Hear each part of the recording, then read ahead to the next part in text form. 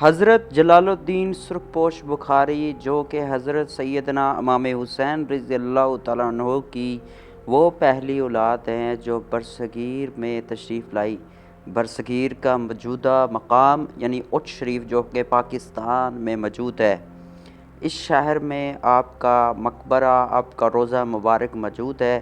یہ وہ اللہ کے ولی ہیں جن کو 350 سال بعد جب سیلابی ریلے کے خطرے کی وجہ سے کہ کہیں ان کے جسم مبارک اور مزار مبارک کو نقصان نہ ہو، شفٹ کیا گیا، وہاں سے قبر کی منتقلی ہوئی۔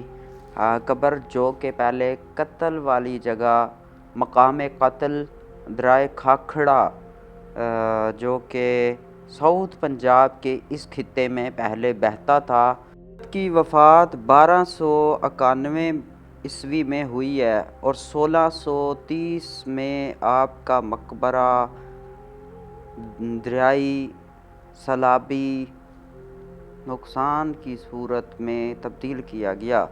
کہا جاتا ہے، روایت میں ہے، مستند روایت ہے کہ آپ رحمۃ اللہ علیہ کا مزار مبارک جب کھودا گیا تو آپ کا جسم مبارک بالکل صحیح سلامت، خوشبو والا اور تر و تازہ تھا۔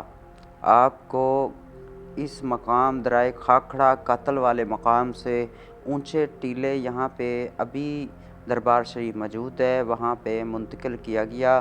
اندازہ لگا لیجئے کہ کس طرح اللہ کا ولی جس کا جسم مبارک 350 سال بعد بھی کس طرح تر و تازہ رہا، تو اللہ کے ولی کے جسم پر مٹی کو حرام کر دیا گیا کہ وہ ان کے جسم مبارک کو چھوئے یا کھائے۔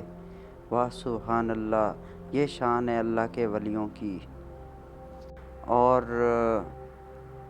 بعد میں آپ کا مقبرہ نواب بہاول حق نے 1670 میں تعمیر کیا۔